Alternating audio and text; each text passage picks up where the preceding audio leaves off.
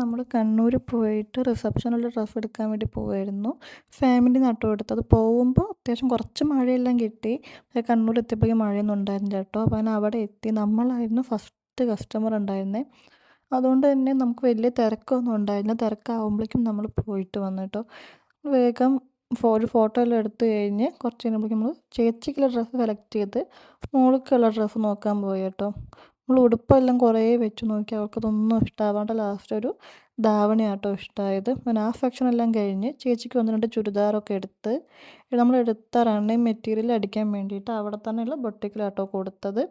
ഒരെണ്ണം അവിടെയും കൊടുത്തു, മറ്റത് വേറെ സ്ഥലത്തും കൊടുത്ത് നമ്മൾ നേരെ വീട്ടിലോട്ട് വന്നു.